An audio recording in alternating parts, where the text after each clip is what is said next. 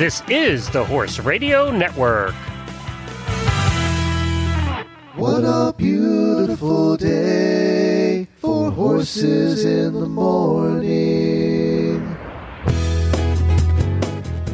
You are listening to the #1 horse podcast in the world. Here's your entertaining look at the horse world and the people in it.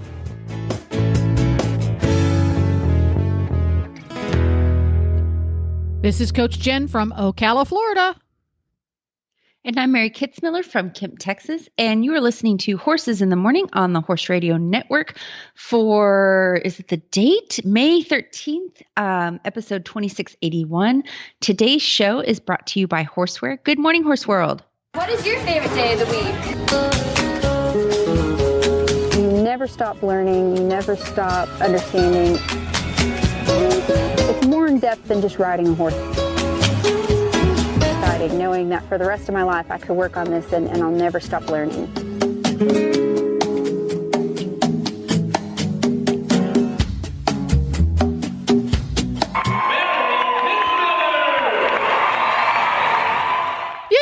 Kitzmiller. Mary Kitzmiller is here. She returns each and every month on the Horses in the Morning show on the second Thursday, and we get to geek out on training horses. Welcome back, Mary. How you doing? I'm doing pretty good. Not too shabby. Not too shabby. Everything's settled in and quiet in the cabin in the woods? Yes, I do have a new addition because I like a challenge. I have a new puppy. Tell us about the new puppy.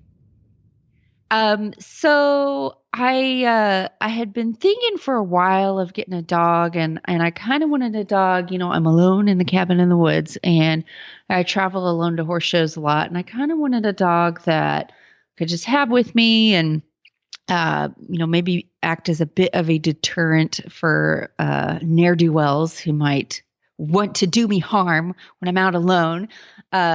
So I got a Belgian Malinois. Now, tell us a little bit what a Belgian Malinois might look like for somebody who might be unfamiliar. So they look sort of like a German Shepherd. They can have longer hair varieties, but they're like a German Shepherd short hair looking type of dog.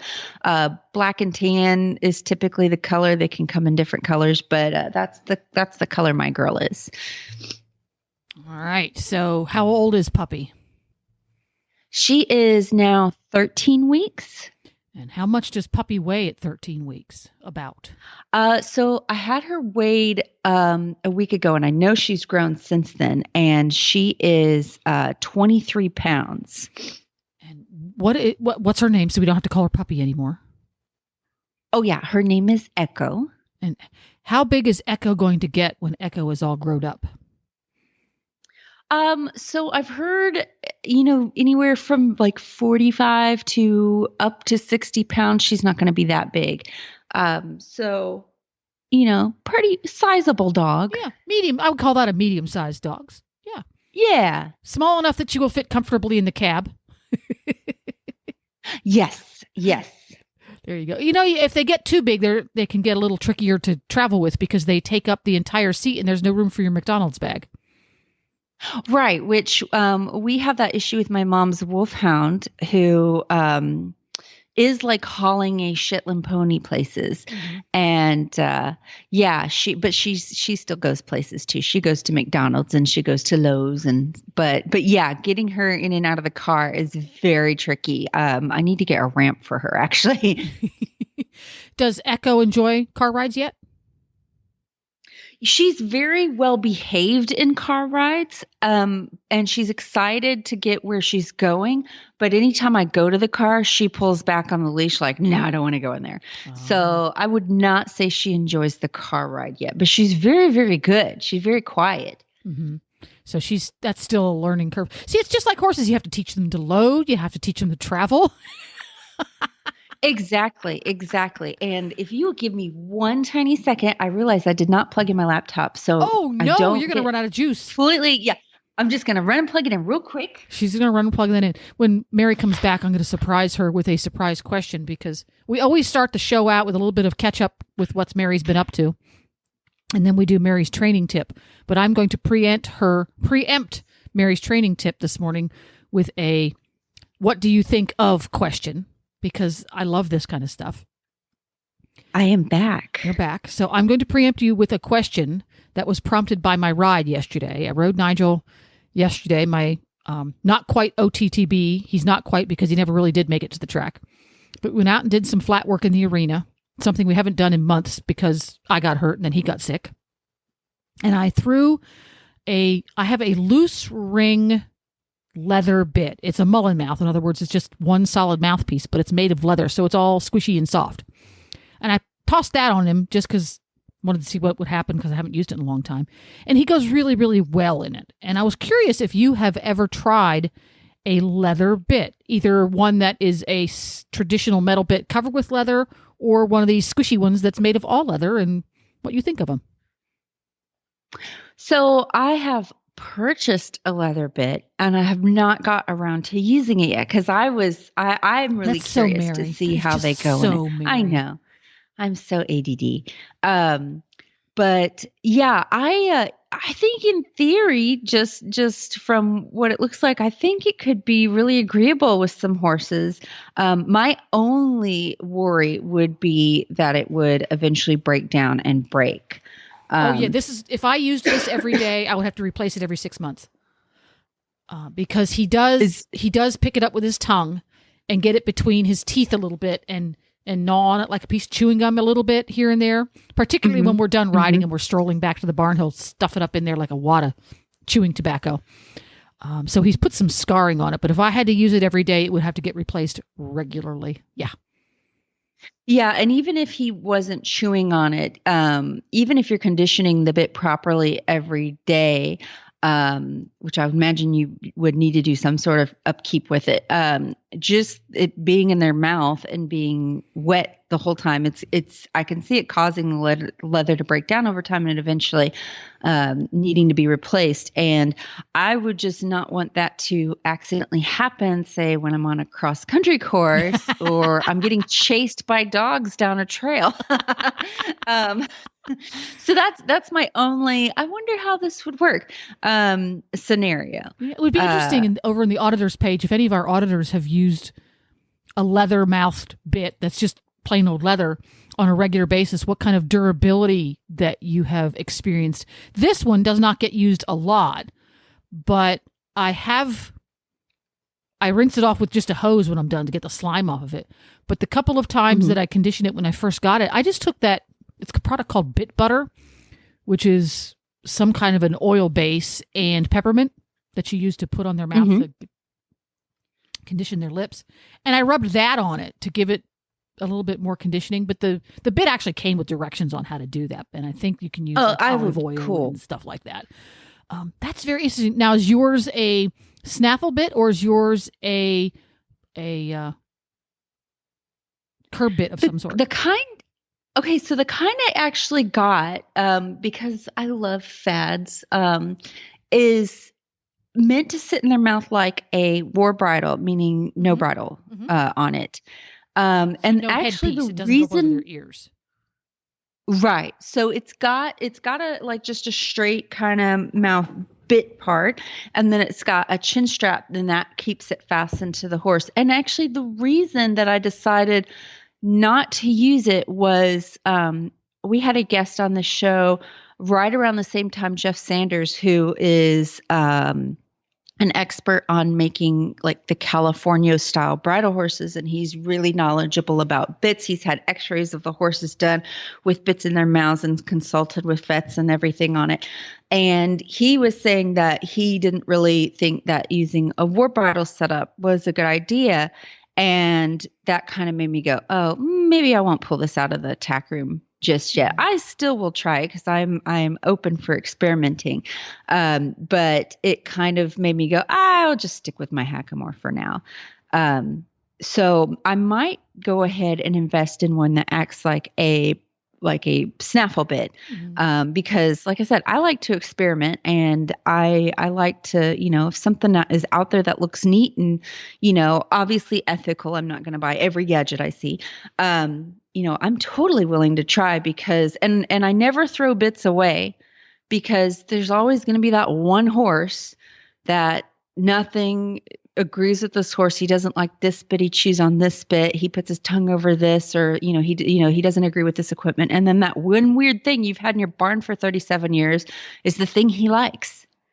That's kind of how it works. You're right. The hard part about a leather bit is I have to keep it in the house. We live in Florida. And it's leather, so it will get slimy and gross and disgusting if I leave it out of doors. You guys get your tack. You have to keep your whole tack room inside pretty much. Pretty much, yeah. You'll grow mold on your eyelashes if you're not careful here.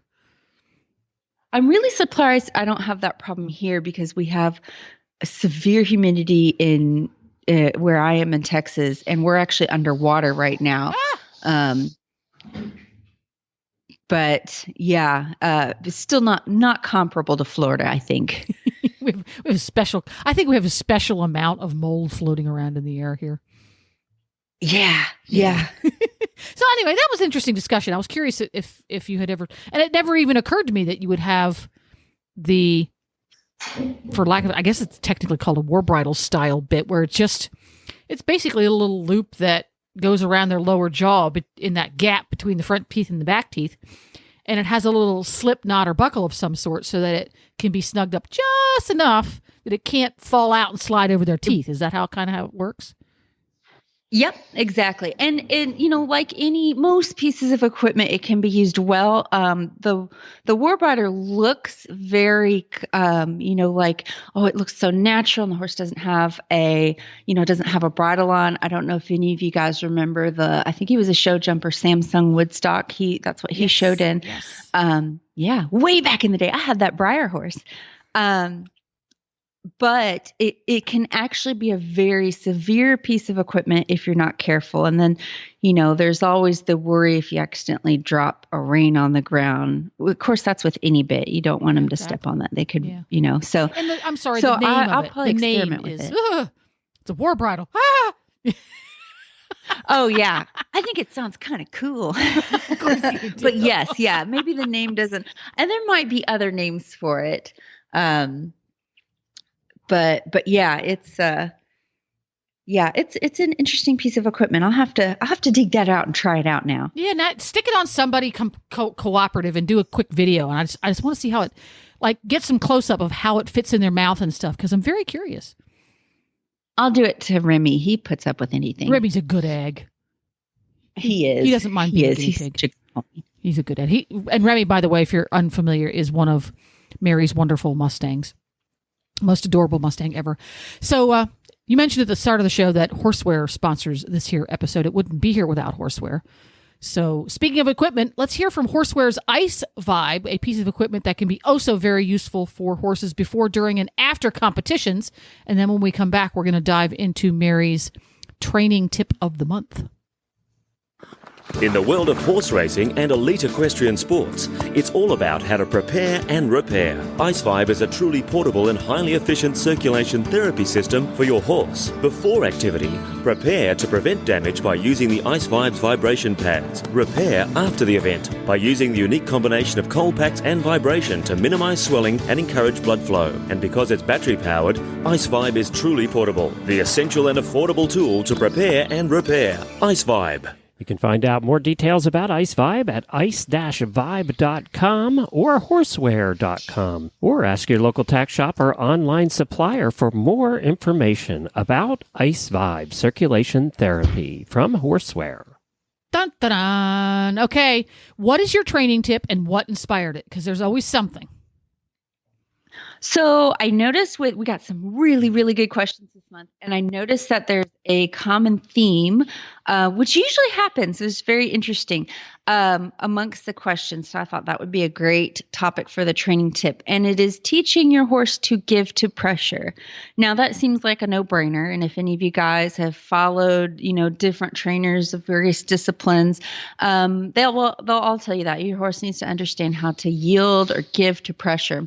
I'm not sure if my mic is picking this up, but my cat is losing her mind and running back and forth upstairs like a maniac. I thought I would have to worry about the puppy being loud, but I think my cat got into something. I don't know if there's catnip up there. I don't know about, but she's being a maniac right now. Let's hope it's catnip and not a wild creature. Oh, Lord, I didn't even think about that. Oh, well, thank you. She sounds like she's got it. You're welcome. Yeah, she sounds like she's got it taken care of up there. So yeah, teaching your horse to give to pressure. And that seems like a no-brainer, but there are so many ways to teach your horse to give to pressure and so many body parts you want your horse to learn to give. So a lot of these questions involve teaching a horse to tie, teaching a horse to pony, important things to teach your colt when you're starting them. And then one horse, I believe, has a phobia, has a specific problem surrounding his poll and pulling back. So that is a very important thing you want to teach your horse to give to, because most of us are going to tie our horse up at some point, or we want to lead our horse. We want to get our horse onto a trailer, or we might want to pony another horse. So teaching them to give to pull pressure not only is going to be very practical, but you can actually end up saving their life, because there can be all sorts of accidents that happen if the horse is fearful of pressure coming around his poll. So like the halter pulling behind his ears. So how I teach this, I don't just put the horse in a situation where he's going to fear pull pressure and just say, well, deal with it. Good luck. Because horses, being a prey animal and being an animal that, their legs are their freedom and their safety and their lifeline. If something scary happens, they need to get away. If they can't get away, the next thing they're going to do is they're going to fight. And this is, for a horse, sometimes we don't think about what goes through a horse's mind, where we see that it as a simple thing, like I'm just going to tie you to the wall while I brush you. A horse might look at that. If he hasn't been trained to understand, he might look at that like a life or death situation. And he might think, you just trapped me. And I don't know that there's not a mountain lion behind, the arena wall. And I have to save my life now. And if I can't run away, which might be the first thing he tries by pulling back, he will do whatever it takes to get safe, which might be flipping over, breaking whatever he can break to get out of there. So, we might see it as, oh, he's being naughty. But for him, if we haven't prepared him for it, he might think, this is life and death. I have to save my life now. So how I teach this is you like to use a halter and a lead rope with some length on it. At least 10 feet is pretty good. And I might start with something as simple as I'll stand in front of him and I will comb my hands down the lead rope, not pulling the lead rope, just kind of putting slight pressure on that rope by just sort of massaging my hands up and down that lead rope and like pulling the lead rope towards my chest. And I might close my grip a little bit more and a little bit more and a little bit more. And the horse might just sit there kind of stretching his head and neck forward, not really doing anything. And I'll just keep doing this over and over until he comes forward and takes a step forward. And then I release pressure. And at that point, I may, rub him on the face. I may give him a cookie. But that's the first step. And hey, you're going to feel slight pressure on your pull. And now you need to come forward. And I'll go more into details on how I do that when we answer these questions. But there's other body parts that you want to teach your horse to give to pressure, not just when it comes to leading or pulling on the reins when you're riding. I like to teach my horses to give each one of their feet to pressure. So this is why I think hobble training is so important. Even if you're not a cowboy and you're never going to be camping out on the range and, needing your horse to hobble for their job, going through the motions of teaching your horse to accept hobbles, even if you never put hobbles on them, but going through all that prep work can be so good for your horse and life-saving. So, I'll do the same things I'll take my lead rope and kind of run it up and down the horse's legs so they understand, hey, a rope's going to touch you here and you're going to be okay. But then I might double that lead rope, let it slide down below their fetlock, and I'll gently pull that front leg forward until they lift it up and take a step forward. And I actually do a lot of this with the lariat, and I'll put that rope around all 4 feet and teach them to lead by all 4 feet. And, there's a lot of prep work I go into doing that. You need to be very careful if you're using a lariat. But the way I set it up, I don't need gloves when I do this. If I'm burning my hands, it means I've skipped too many steps and we've done something wrong. But teaching them to give all 4 feet, it solves so many problems. For one, your horse is going to be so good for the farrier if he can do this. And I teach him to lead by the feet, but I'll also take the lariat and lift the foot and hold it there, maybe for just a moment initially, but then I'll just see, can I hold it here for several seconds? If you can get that going with your horse, he's going to be so much better for the farrier, especially for his first trim. The other thing this teaches, this is going to help me be able to doctor my horse's feet. We've had a few questions about teaching your horse to pony. If I've got a long lead rope and I'm ponying my horse and they feel that rope, hit them and, dangle on their foot, they're not going to freak out. Or let's say this horse goes and runs behind my horse and we've got the lead rope all tangled up. He's less likely to have a wreck if he goes, okay, I felt this pressure and I know that I should just give to it and it's okay. If your horse is ever, he might get caught in a fence someday. And I've actually had this happen.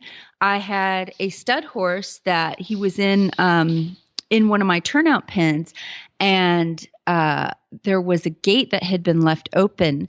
And so he was able to get to a pen that was bordering on another horse's pen, and he had gotten into a little scuffle with them. They were arching their necks and squealing. And I think what happened is he ended up striking out at this horse in the pen on the other side. And where he struck out, it was these 2 double gates, these metal pipe gates that were chained together. And he just had this like $1 million once, 1 in a million shot where he struck out and his foot came down between those 2 gates and on top of the chain, linking them together. And I was in my arena riding when I just kind of heard this like light ting, ting, ting noise. And so I got off my horse and I'm like, what is that noise? It was just this very calm kind of like metal clang noise that I was just hearing methodically. And I go and I look at this horse and his foot is like eye level in between these 2 gates. And all he's doing is he's pulling back gently and giving every time the gates kind of tighten on his foot. I mean, that easily could have been a death sentence. He could have pulled his dang foot off, or at least, very least severely injure himself.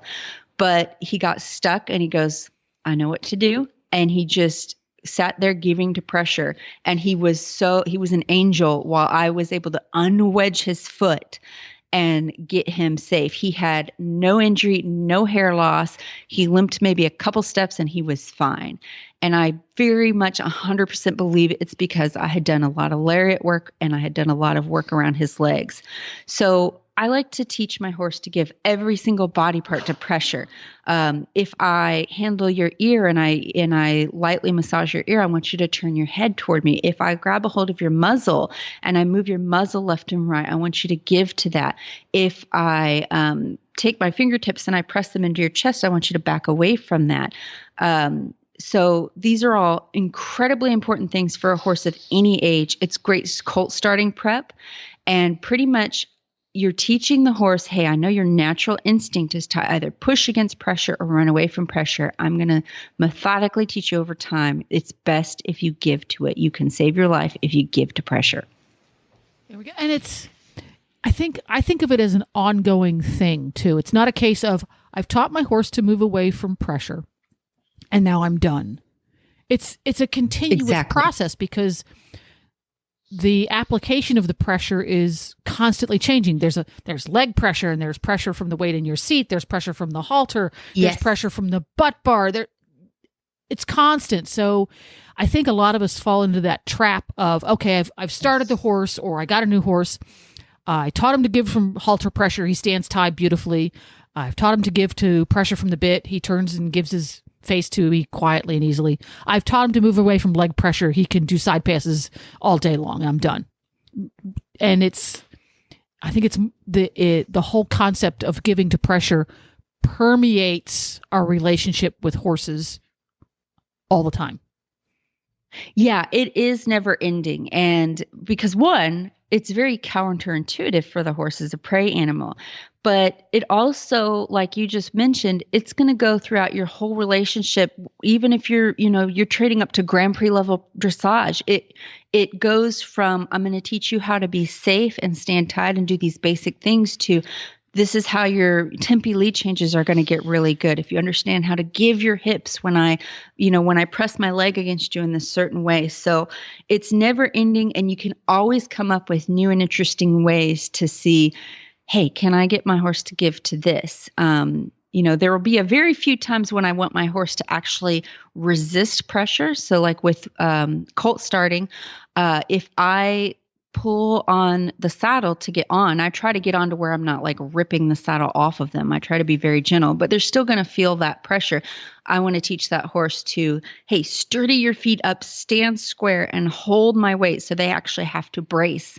So there are a few times where I want you to brace against pressure. If I'm training a rope horse and I rope a cow, he needs to be able to, when he feels that the lariat pulling against the horn, I don't want him to follow the cow around. I want him to hold still so we can get that cow stopped and doctor it. But for the most part, it's all about giving. There you go. It's all about giving. Well, speaking of giving, I'm going to give us a little quick break, and we're going to hear a little music. We're going to hear from Jared Rogerson. We don't get to always play a song on the morning show anymore, but we're going to hear from a little bit of Jared Rogerson, and I thought Riding Wild Ponies would be appropriate for today.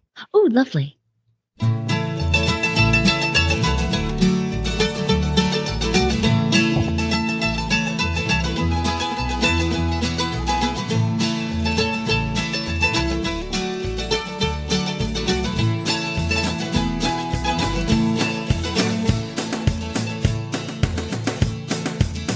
I got my Cadillac packed, she's loaded and ready. Gonna take her down the road to the rodeo. And with a new tank of fuel and a cool Mountain Dew, I'm gonna do just what I wanna do. We'll be riding wild ponies and chasing pretty girls, shooting for the title, the champion of the world. We'll just show up, take the money and run. Even if I don't win, well, I still have fun. Just riding wild ponies and chasing pretty girls, driving all around the world.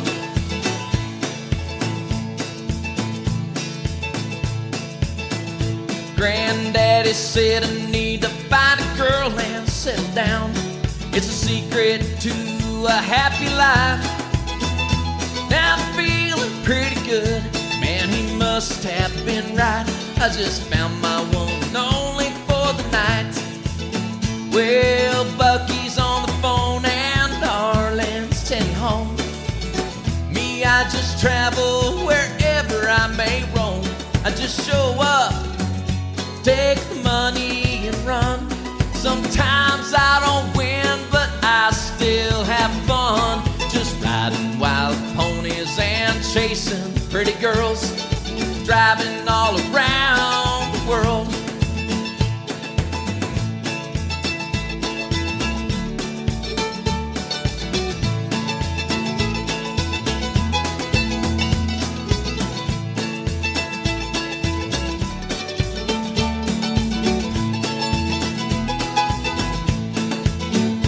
We've been riding wild ponies and chasing pretty girls, finally won the title, the champion of the world.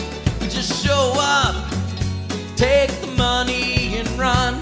Even though I always win, well, I still have fun. Just riding wild ponies and chasing pretty girls, driving all around the world. We'll be driving all around the world, another 500,000 miles around the world. There we go. Jared Jared Rogerson. If you just Google Jared Rogerson, you'll find his website. He has tons and tons of really fun, cool songs. So check that out. All right. You've had exactly 3 minutes and 1 second to choose which of the listener-submitted questions we are going to answer first. Okay, let's go with Jillian Brewer. And she said, my young horse has just started trail riding. He's only been out twice, but we discovered that he's terrified of puddles/water. When I finally got him to step in a puddle, he rushed out to dry land. How can I introduce him to this so he can feel confident about it? Will ponying him with another horse help? Yes, that can help. And having another horse, oh my gosh, this cat is losing her mind. This is real podcasting here, people. This is real deal. Oh man, every month it's something. So yeah, having another horse with you that has experience can be really helpful. I like to personally do it to where I have someone on the more experienced horse and I might be on the horse that's a little bit nervous. And this actually does happen quite a bit on the trails that I go out that are pretty local. We usually cross some sort of little stream or a little muddy area or a little puddle. And we put the more experienced trail veteran up front, and I put my young horse's nose. I just point my horse's nose and keep it right on that older horse's butt. And the older horse crosses nice and fluidly. And I just, 9 times out of 10, my horse will just go, well, he did it. Okay, I'll do it. We don't always have that luxury of having another horse with us on the trail. So there are some things you can do at home. I like to start tackling this kind of thing with groundwork. A tarp is a great puddle substitute, but you can even create some puddles on your ranch, or if you're at my ranch right now, you can have lakes to practice in. We are underwater. So what I typically do on the ground to start, just in case some horses get quite airborne over puddles, and sometimes I don't want to ride that. So I'll start on the ground using an exercise called the sending exercise. And this is also a great exercise to teach a horse to give to pull pressure. So for those of you who are wondering about how to teach your horse to tie, this also conquers that. So I teach my horse, hey, if I pick up pressure on this lead rope, so I'll kind of point where I want my horse to go, but by pointing, I'm also putting slight pressure on that lead rope, which puts some pressure behind the horse's ears.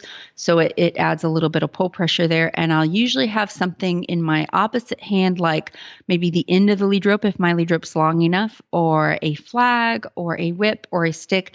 All I'm doing with that instrument is to create forward pressure from behind.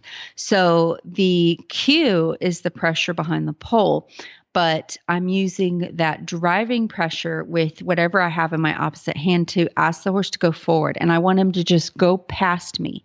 And so as he goes past, then what I will do is I'll take my hand that has the lead rope and I'll kind of tip it towards the horse's hindquarters. So that's going to turn his nose toward me, and that will allow his hindquarters to step around. So by the end of that, he goes past me, he should turn around and now be facing the other way. Then I'll switch hands. And let's say I was sending him to the left, I'll put the lead rope in my right hand and the whip in my left hand, and I pick up that pressure and ask him to go past me again and do the same thing on the opposite side. So I usually teach that without any kind of obstacle first. Just teach the horse to go past me, yield his hindquarters, go past, yield his hindquarters. And I do that till it's fluid. And actually, you should practice this till you don't need anything in your opposite hand to drive the horse forward. You should be able to just pick up slight pressure with that lead rope and the horse should come forward. So you should be able to kind of tell by now that, oh, this would be good for teaching my horse to tie, because when he feels pressure behind his ears, he should give to it and go forward. So that can help get your horse to stop pulling back or prevent him from pulling back when you tie him.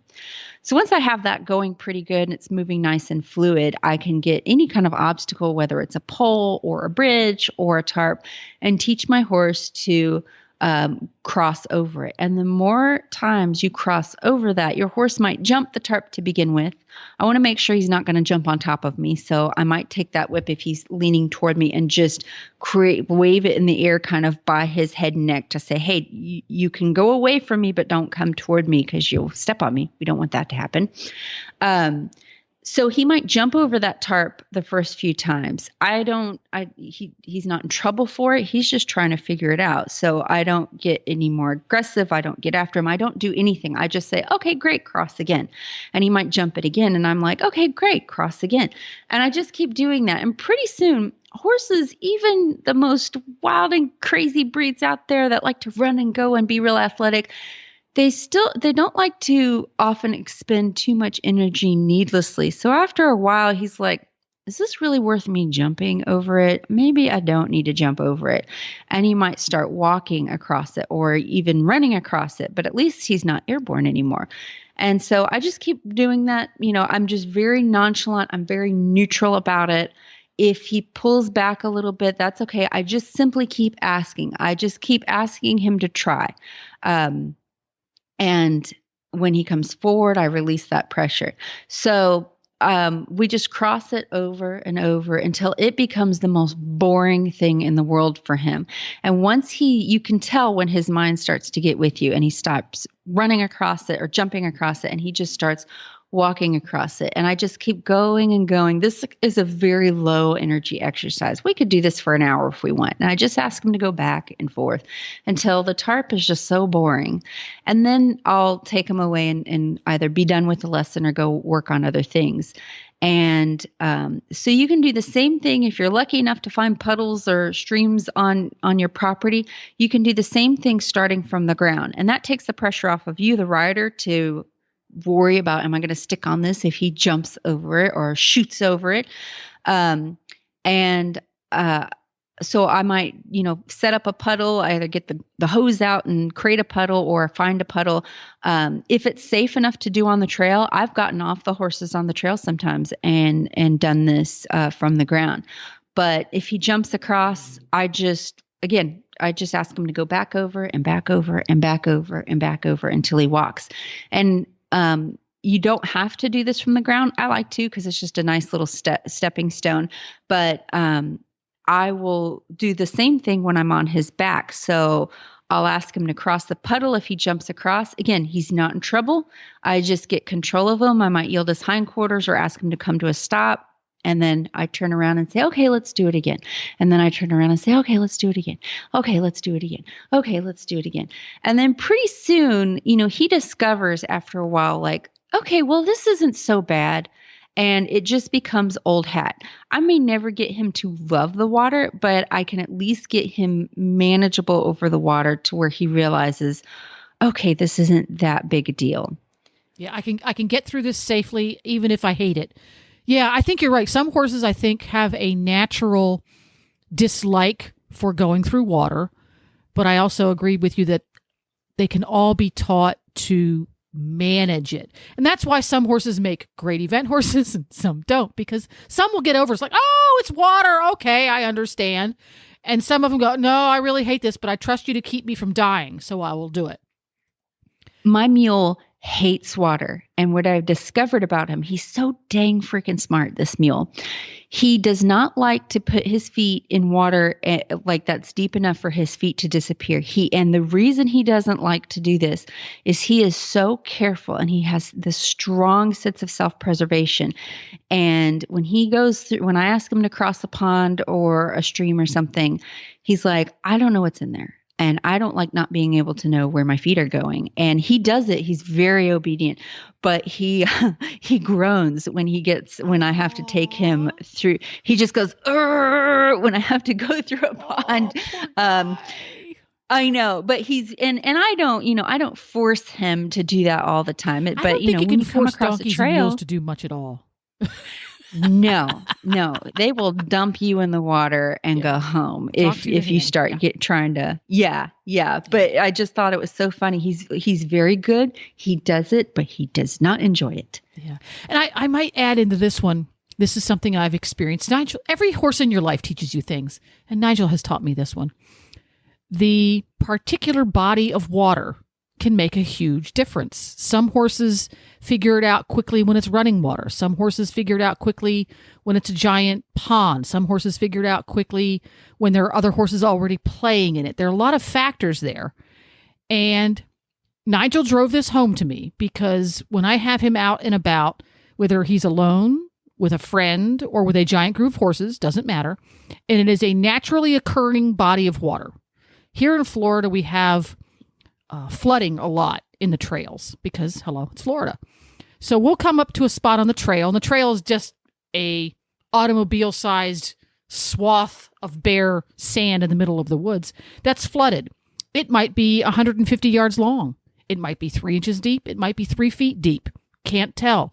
He will stroll through that with the confidence of Donald Trump.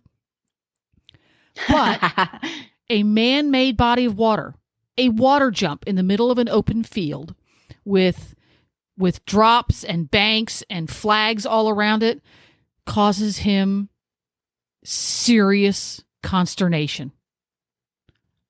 There we go. Yep. I've had Mustangs like that. I've noticed with Mustangs, if they are, typically it's not always the case, if they love the man-made stuff, they usually don't like the natural stuff, even Mustangs. And I'm like, hello, you lived in nature. And if they're really good at natural stuff, typically they don't really want to do the pool noodle and tarp stuff. Like I said, it's a general rule. That's very interesting.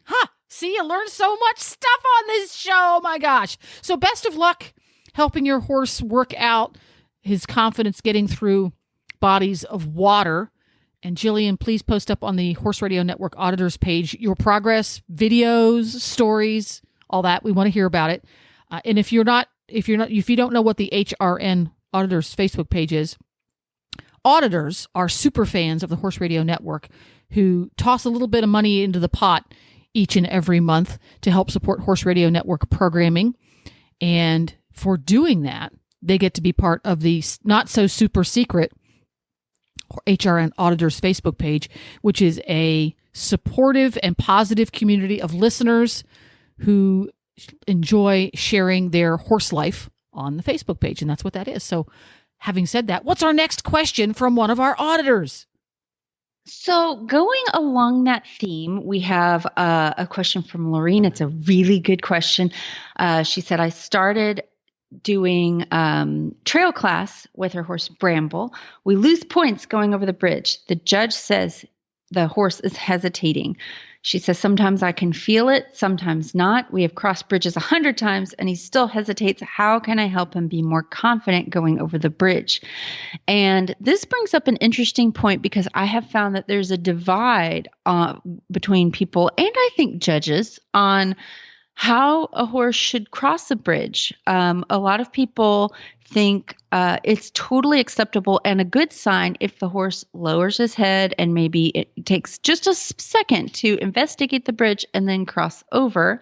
And, you know, it's good horsemanship for the rider to say, hey, I'm going to allow you to look at this and now we cross. But there are a lot of people who think, okay, my horse should trust me enough that if I tell him to cross it, it's safe and there should be no hesitation.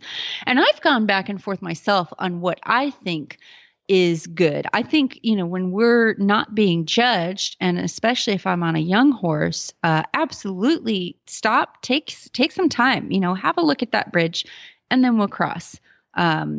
But what's the right thing in the show pen? You know, I can argue good merits for it either way. But if you aren't wanting that hesitation, if it is causing you to lose points in a particular event or association, here's what I do. And I learned this showing Mustangs in a Mustang makeover because oftentimes when we get to these shows, sometimes the horse was so challenging that this is the first and only time I was able to haul this horse out. And so everything's going to be new and novel to him, no matter how hard I practiced at home. Or maybe we've only practiced natural stained bridges in our shows or at home. And then we go and it's a bright white painted bridge in the show pen. And oh my gosh, that can be totally different to a horse, especially a young green horse. So what I do, I can usually tell because I've had horses do this. I can tell about 100 feet away whether he's going to go over that bridge or not. And I can usually tell like okay, this is just not happening, and we're gonna try, but we're gonna tip our hat and leave. But most of the time we can save it. So if I have finished one obstacle, let's say the obstacle before the bridge is I had to open and close the gate. So I open and close my gate. I'm going to start thinking about crossing that bridge, and I'm not going to wait till we get the bridge and then address crossing the bridge. I'm going to be working on getting my horse to extend that walk all the way up to the bridge. And I'm not going to look down at the bridge when we cross. I'm looking to the next point. It's very similar to if you're working on jumps. You don't look down and at that jump, and you don't wait till that horse gets to that jump and then kick him in the sides, because by then you're probably going to have a refusal, or it's not going to go well. You are looking to that next. You're looking either to a point on the horizon or to that next jump, and that confidence in you of we're going to that next point can get your horse to kind of come up out of focusing super hardcore, looking down on that bridge and stopping, and it can actually change how he crosses that bridge. So you can feel how they're gonna go if you start really like taking the time to notice and feel your horse out. If he's starting to 50 feet away from that bridge, he's starting to walk kind of real stilted and cautious in his steps. You want to really get that leg on him and push him forward and get that extended walk. And even working on this extended walk at home, get that cue really good to where when I ask with slight pressure, that horse will really stretch those legs out. And if you get that forward, confident, straight, extended walk going, you usually have enough momentum, even if he's a little unsure about the bridge, to carry you across without any hesitation. And it just looks really nice because, obviously the points are for how your horse crosses the bridge, but the whole picture is really what that judge is looking at. And if that judge sees that horse doing this beautiful, confident, extended, sweepy walk, and it just flows right over that bridge, man, that looks like $1 million. And when I was coaching youth kids doing the in-hand classes for these Mustang makeovers, the mistakes that I saw that would happen with these kids leading these horses across these obstacles is they would kind of walk the horse up to the obstacle, the horse would stop, and then the kid would go, oh, we have a problem. And now they have to use excessive, cues to get the horse to go. Now, maybe I have to swing that rope a little bit, or I have to pull on that halter a little bit. And it makes the picture all muddy. So what I would have those kids do is exactly what I'm telling you, is get that in-hand walk really big and pretty, and start asking them well before the obstacle, encourage them, go forward, go forward, go forward. And that can help save 9 times out of 10 when your horse is feeling some hesitation about that obstacle. Very interesting stuff. So from my little English brain going, somebody who rides hunters or jumpers might be the same tactic is ride your horse to the base of the jump. You need to send them forward. You need to keep the momentum, to keep the power up. And I got to thinking, but okay, how would I work with this at home? Because here at home, I have a very, very limited amount of things I have here, obstacles, and there's no water at my home. I have to depend on natural water sources or paying somewhere to go to school. How would I deal with that at home to get the same effect? And I thought, well, going over a bridge in a competition setting is essentially changing the footing. It's what's underfoot. There's not really a bridge there. It's it's slats or a piece of wood or something. So I might go out to my arena, and I have a big bucket of old dead tennis balls that I got from a tennis center, big 5-gallon bucket. I'm going to toss those in the ground. Well, the horse is going to look at those. Well, I'm going to practice trotting through them, walking through them, changing gaits through them, so that the horse, despite the fact that what is underfoot is changing, is still able to focus on my forward aids. Then I might take... What a cool idea. Yeah, and I can take a big plastic bag full of empty water bottles, because they're everywhere, put them on the ground, and then and kind of a lane, and then I might have the tennis balls, and then I might have a tarp, and I'm going to create myself a lane of continuously changing footing. The footing might be straw scattered on the ground, because that's not something he sees every day.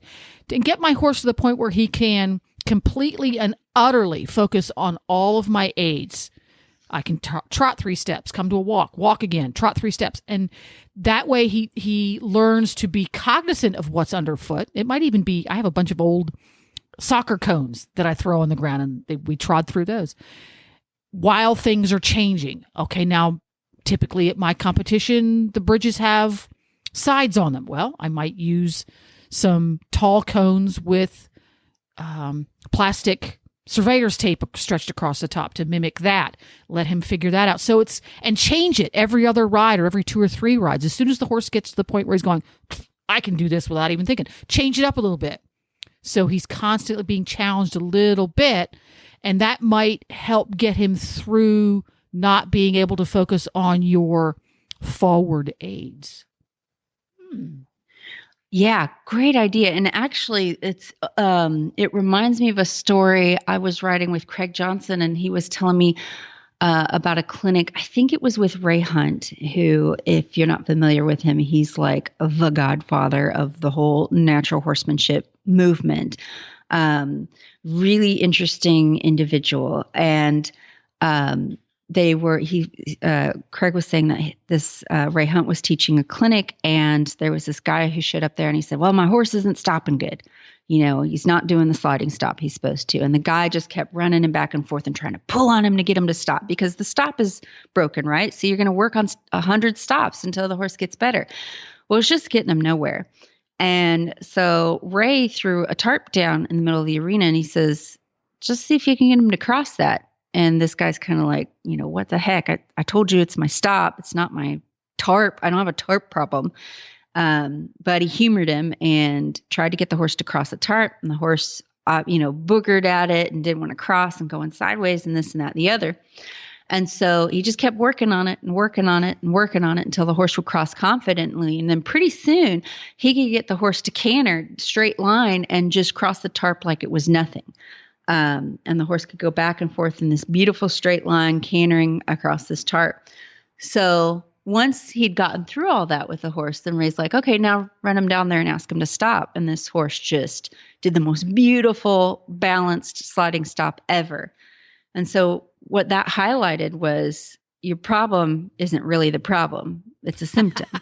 And, Yep. It's, whether crossing a bridge or trying to do a sliding stop, if there's a disconnect, usually it's not the actual thing you're trying to get done. It's one of the parts that goes into making it. So, to me, almost all of your sliding stop or any kind of balance stop comes in how the horse approaches it.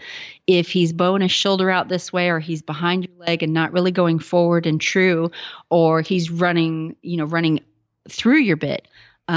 If he's doing any of those things, don't pull on the reins and ask him to stop, because it's not going to work. You've got to work on that approach. And, same with that bridge. Everything I need to cross the bridge, there's a million little things that have to work. The horse has to be able to go forward. He has to be able to go where I tell him. So he needs to be able to go forward off very gentle cues with my legs.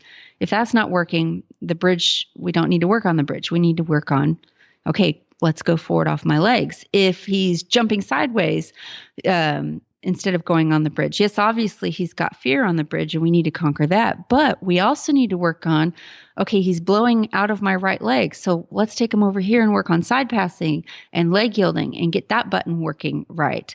All of those little buttons. And if you get those mechanics working, then the bridge just becomes nothing. It's just a thing in your way as you're walking from point A to point B. And if you work on all those things, you'll start to see less hesitation and trepidation from your horse. Dun, dun, dun. Good stuff. That's very interesting. I know. About Great questions. Stop. Yeah. Well, one of our other valued sponsors here on the monthly episode is Total Saddle Fit. Excuse me. And Total Saddle Fit makes girths and cinches to help your horse move better, be more athletic and comfortable, whether you ride English and Western. So let's hear a little bit from them while we decide what question we're going to answer next.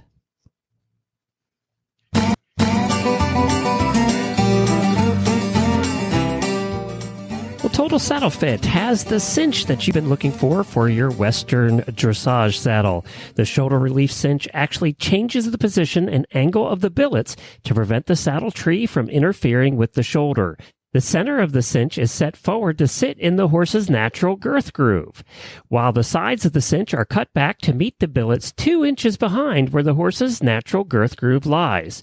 This brings the latigos from angling forward to becoming perpendicular to the ground, which reduces the saddle's tendency to be pulled forward into the shoulders. With horses that have shoulder interference without angled billets, it simply moves the billets back to keep the saddle further away from the shoulders. The secondary benefit to this shape is the cutback at the elbows.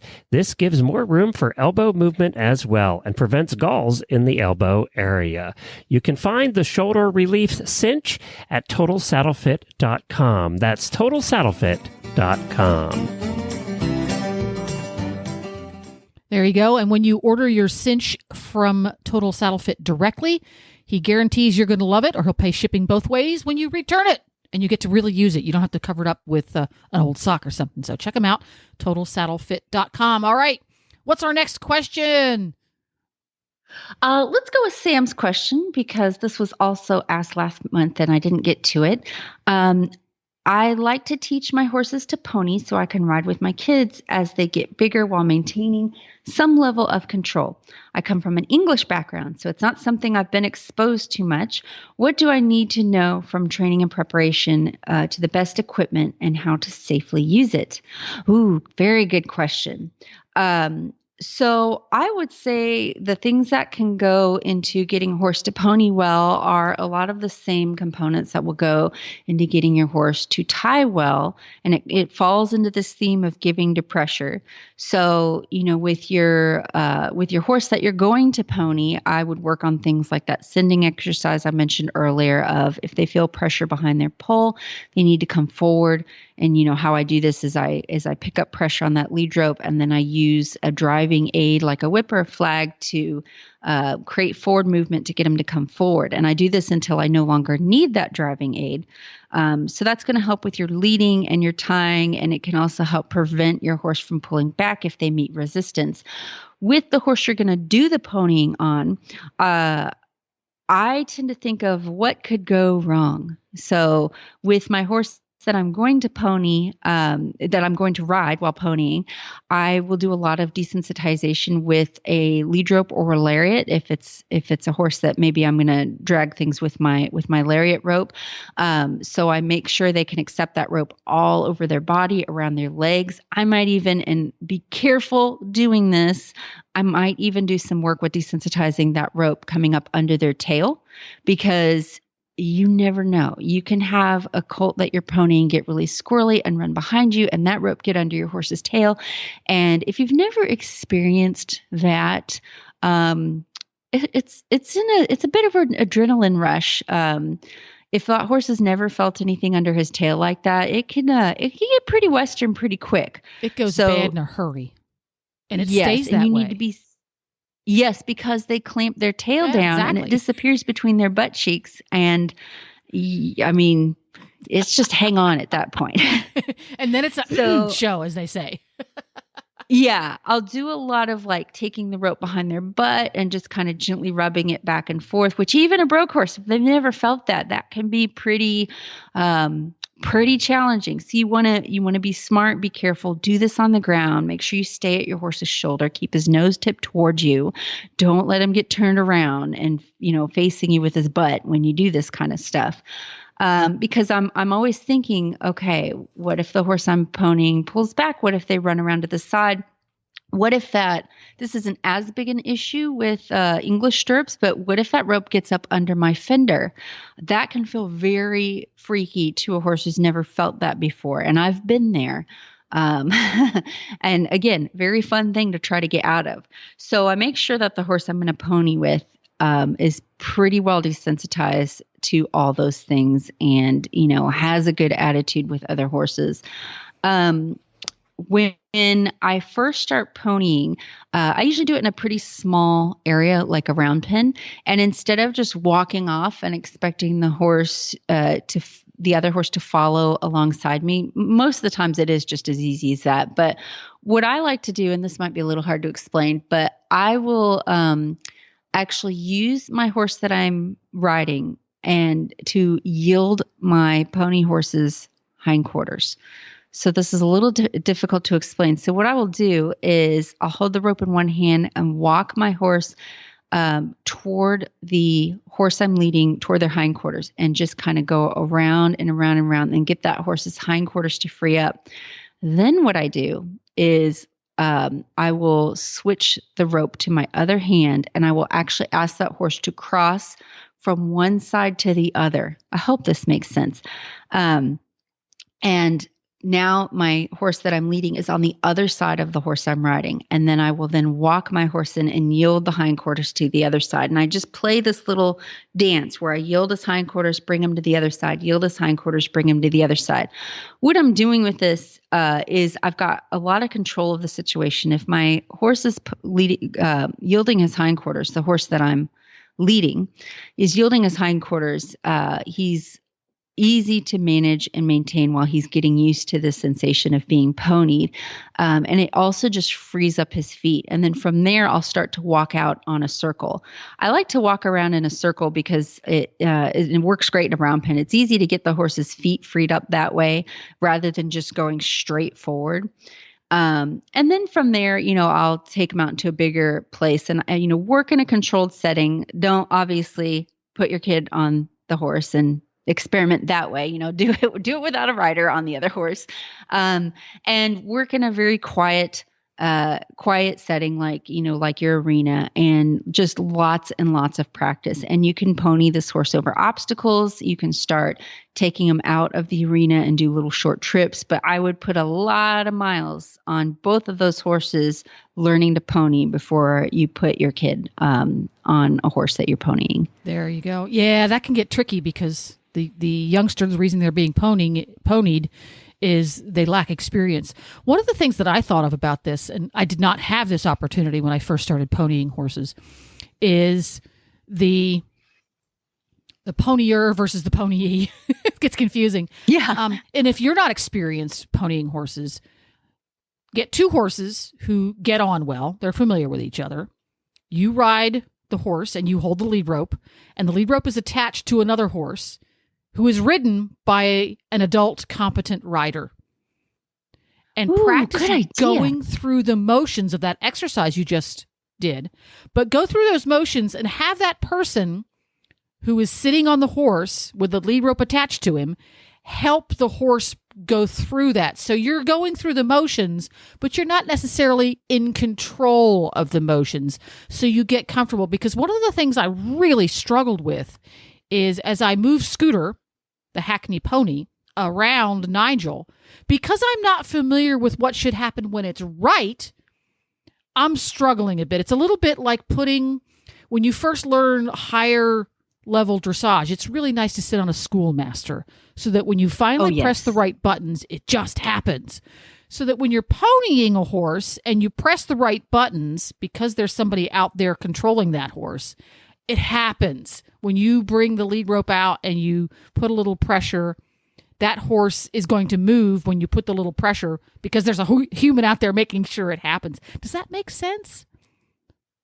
Yes. Yeah, absolutely. I would say, there's all sorts of prep, and probably the biggest equation, all that is just get the miles on both horses. Practice. In a controlled setting, have an experienced rider, and, before you do it with a kid. And if you do that, then it usually it's just a non-event, because you've encountered every scenario. The horses are well schooled in it. And a good challenge for your horsemanship as well. And let me add, having experienced this, I didn't pony horses a lot, but when I did, it was two horses. Now, when I pony someone, I'm on 16 and a half hand horse, and I'm ponying 12 hands. That does add a degree of difficulty when you have a huge size difference like that. In my case, if pony gets behind me even the tiniest little bit and I'm not paying attention, that lead rope will slip up underneath of in my case, stirrup leather or fender if you're in a Western saddle, in the blink of an eye, and could possibly cause a train wreck. So if you're on a horse and you're going to be ponying something very short, keep in mind that there is an added level of difficulty and prepare for it. Yeah, do those rope desensitizing exercises with the horse you're going to be riding on the ground first. Because, imagine in your head what could happen and then prepare for it. Yeah, there we go. We got time for one more question. What's it going to be? Okay, so we have two horses. We have two questions that are kind of along the same line. There's Angelina with a older horse that has pull resistance and pulling back. We will tackle her question, and then I hope in tackling that question that we are going to answer.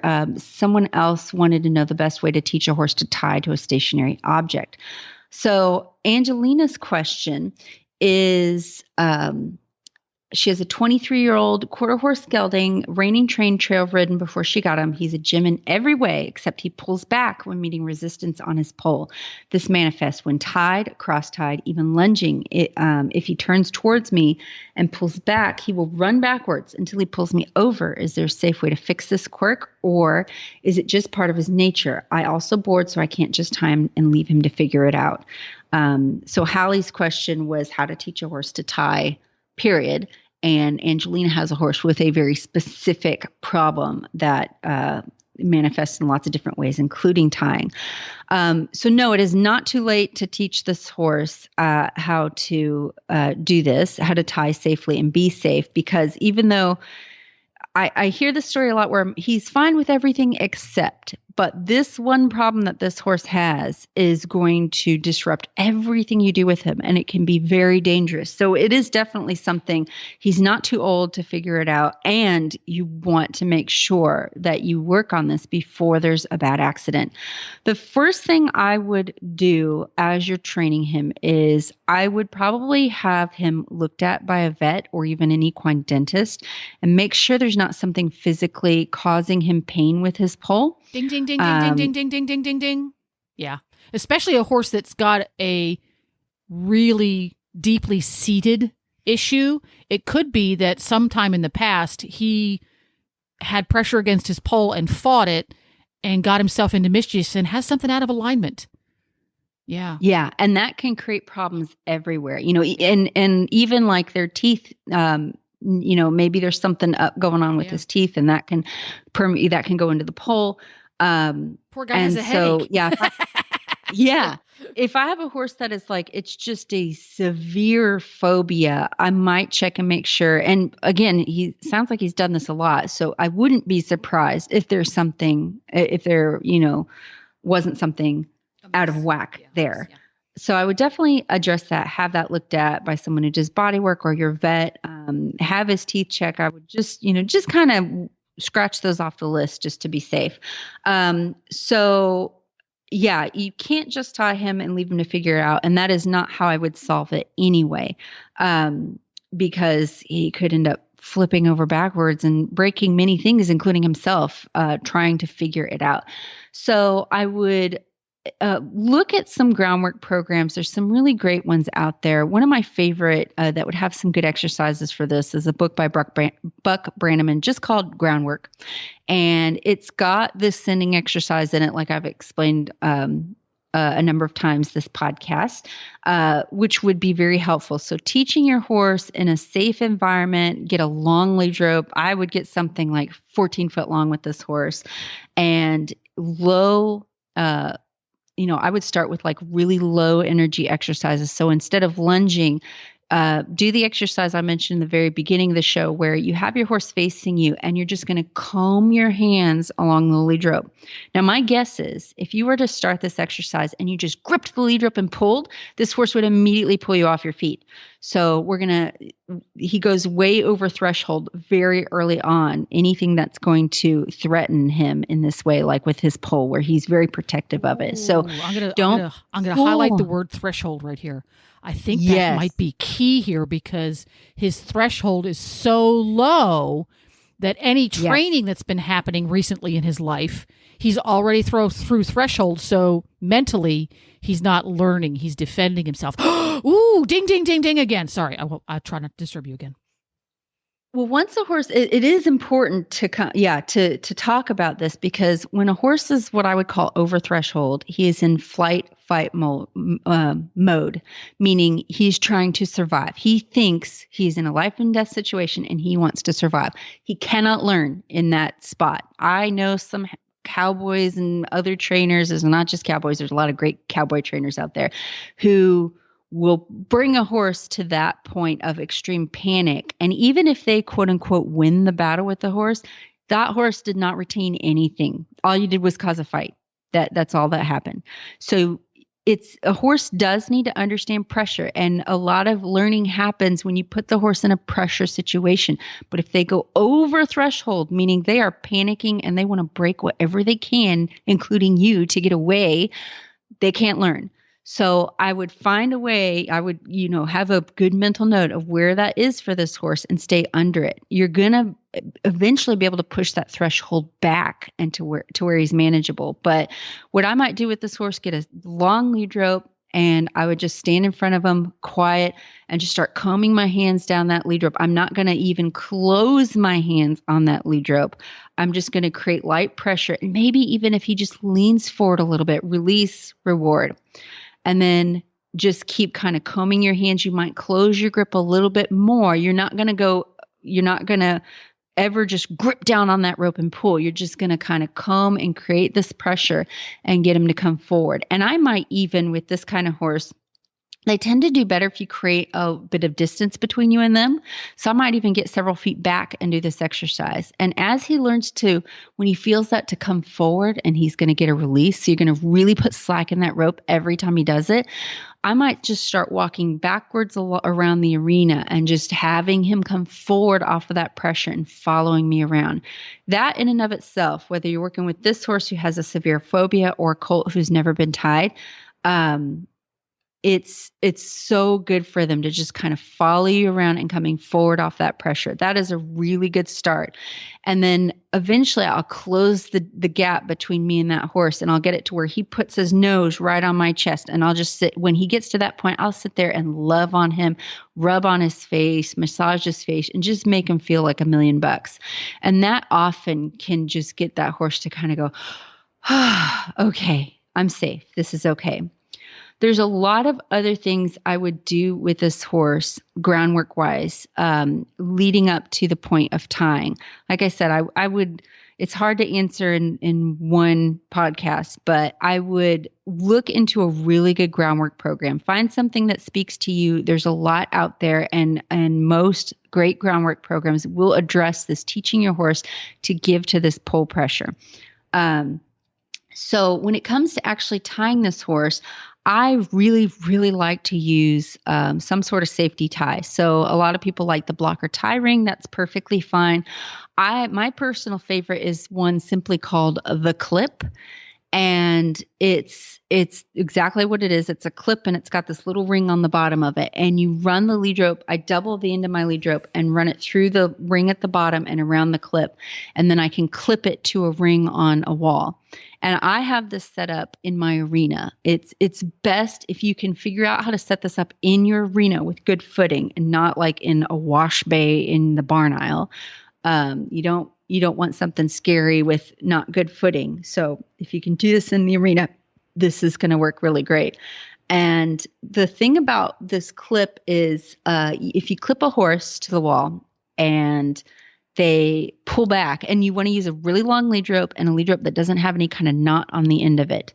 I've had horses that were so phobic with tying, I used like a 25-foot long line to do this. And I'll clip them to the wall. And if it's a horse that has a severe phobia and pulled back many times, I don't have to do anything. They'll usually just pull back. And they might pull 20 feet of lead rope through. And once they're done pulling, all I do is walk up to them, lead them back to the wall, pull the slack on the rope, and then I'll walk away again. And I'm watching this whole time. I'm in the arena with them. And they'll probably pull back a second time if they're very phobic about this. And this time, maybe they only pull 10 feet of lead rope. So I just walk up to them, lead them back to the wall gently. They're not in trouble. I don't get after them. Pull the slack. And then the next time, maybe 5 feet. And then almost every time, the first session, they just kind of go, oh, okay, I'm fine. You would think a device like this would teach a horse to pull back. And I've never had that been a case. The only time that a safety tie has ever maybe created a bad habit was with my good old quarter horse Guthrie, who figured out that when he was tied to my wall that I have outside of the arena, I can just pull slack and eat grass. Well, with Guthrie, his problem wasn't tying. So after that, I just tied him up normal. His problem is he was hungry. Yeah. And he just like gently pull the leader up and eat some grass. I'm like, okay, we're not going to do that with you. That's the only time I've ever had anything kind of not good happen with it. But you see, what you would think, won't this horse teach the horse to pull back? Actually, what I found that it does is this horse that you normally would tie to a wall, he feels trapped. He's got to get out. And when he first pulls the slack on this and realizes nothing bad happens, he goes, okay, I can get away if I need to. And it just makes them kind of go, okay, this is fine. I can get away if I need to. So they start reacting less and less and less. And it's amazing how quickly it works. And pretty soon they just don't pull back. You can eventually work with a horse like this up to where he can tie solid. Personally, I like to use these clips everywhere I go because, anything can happen. A horse can slip and fall in the mud, or if I have him on the trailer and we're, God forbid, in some sort of accident, he's not going to be hanging from his halter if that trailer goes over on its side. Or I have had, my mule, who is the, brokest animal ever. I had clipped him in the trailer with a safety clip, and this one time in a million times he's hauled, for something freaked him out and he backed up out of that trailer. And because I didn't have him tied solid, he was able to back safely off the trailer. He was actually still tied because I was using a long lead rope. I didn't get killed. And I just let him back in the trailer, pulled the slack, and he was good. So I like to use it all the time. I usually do like to, at some point, get a horse to where, can I just tie you solid with a rope and you'll be fine? Yeah, but for me, for what I do, there's never any time where I can't use that clip. So it's just peace of mind for me and my horses, other than Guthrie. They tie like they're tied solid with that thing. So I would definitely look into that. It's great for teaching young horses, and it's great to help other horses get over their phobia. There we go. Great advice. A step-by-step process like everything else. And again, for everybody who submitted questions, thank you very much. Keep tuned into the HRN auditors page for Mary's query next month, and we will do our best to get to as many as we can. So, for people who want to appropriately stalk you online, check into having their horses trained by you, hire you to do a clinic and or demonstration, or even come out to your place and get some riding lessons, how can they do that? You can find me online at marykitzmiller.com. That's got all my contact information. I'm on Facebook. If you search Mary Kitzmiller Horsemanship, you can find me there. And you can also get DVDs. You have a couple of DVDs on training horses. And you'll also have amazing artwork, which can be found where? You can find us, Troublemaker Trading Company, on Facebook, and we have a Shopify website that is also under the name Troublemaker Trading Company, and we've got lots of cool products there as well. There we go. So we will see you again next month on the second Thursday. Sounds good.